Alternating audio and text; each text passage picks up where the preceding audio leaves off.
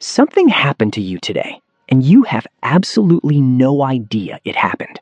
You made decisions today that weren't really yours. But here's what makes it terrifying. In every single moment, you felt completely free. Think about your morning. You picked up your phone for one notification. That was 23 minutes ago. You said yes to a task at work you had zero time for. You bought something that was never on your list. You replied instantly to a text that made you feel guilty just sitting there. Nobody forced you. Nobody threatened you. Nobody even asked twice. So how did it happen? Because real manipulation doesn't look like pressure. It doesn't feel like a threat. The most powerful manipulation in the world feels exactly like freedom. And that's what makes it almost impossible to catch. Here's what psychologists figured out decades ago that most people still haven't absorbed. Your brain runs on shortcuts. It has to. Every second, it processes 11 million bits of information. You, consciously, handle about 50. Your brain fills in the rest, automatically, quietly, without asking you. And manipulators know exactly which shortcuts to hijack. Your manager asks for a tiny favor, something small, 5 minutes. Your brain files it immediately. I'm a team player. I help people. An hour later, you're staying late.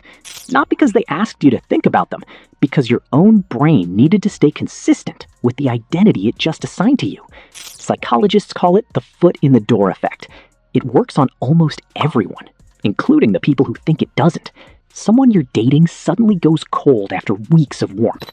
Now you're checking your phone every 8 minutes, replaying conversations, wondering what you did wrong, not because they asked you to think about them. Because your brain cannot stand an unfinished emotional story. Uncertainty creates obsession. That's not a weakness. That's how the human brain is wired. And your social media feed?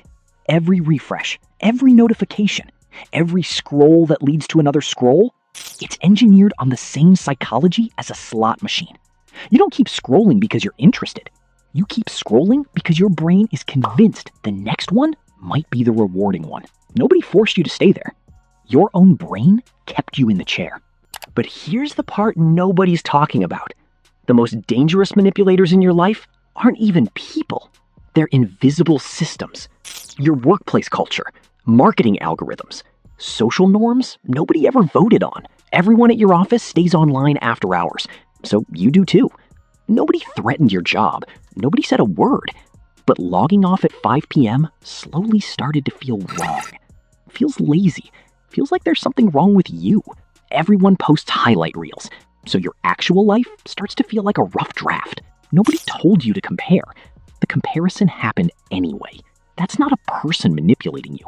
That's a designed environment that made certain behaviors feel normal and certain freedoms feel like mistakes. And once something feels normal, you stop questioning it. You stop noticing it.